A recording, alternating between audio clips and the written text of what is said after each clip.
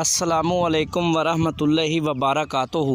अल्लाह तबारक व तआला दे सोहने ते बबरकत नाम तो शुरू करना जेड़ा तमाम जहाना दा मालिक है। ते बेलियो ते सजनों की हाल है तुहाडा, ठीक हो?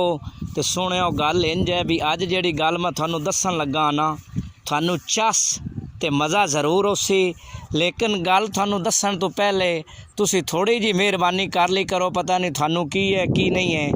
मेरे चैनल नूं सबसक्राइब भी करना है, लाइक भी करना है, तो बैल आइकन नूं लाजमी दबा लेना है। तो जनाब अज की जिहड़ी गल है ना, वो मैं तुहानूं दस्सन लगा कि मेरी जिहड़ी मुंजी है ना, कोई 4 कनाल नहीं तकरीबन एकड़ एक है।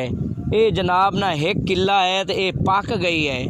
तो थानू मैं विखा देना भी मुंजी जिहड़ी है ना, वो पक गई है। तो हुण इहनूं इंशाअल्लाह आपां ना 3-4 दिनां तक कट लैना है। आ तुसी वेख सकदे हो।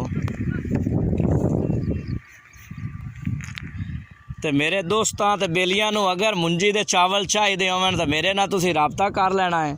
थानू इंशाअल्लाह ताला जिहड़े चावल है ना, वो फ्री च देने ने, ते नाल डिलीवरी भी देनी है। परेशान नहीं होना है। तुसी वेख सकदे हो, ए वेखो,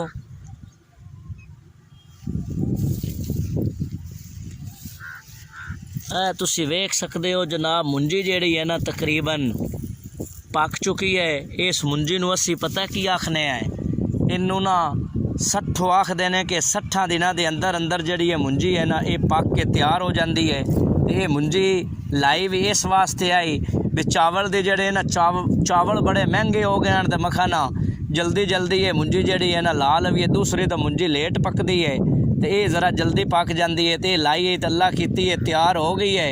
तो बस ये ना हुण ना कट्टण दी लेट है। 1-2 दिनों तई ये इंशाअल्लाह कट लैनी है। तो उस तो बाद इनू जनाब ना आपां इहदे चावल तैयार कर लेने ने। तो फिर चावल बड़े ना बिरयानी खानी है, जरदा खाना है।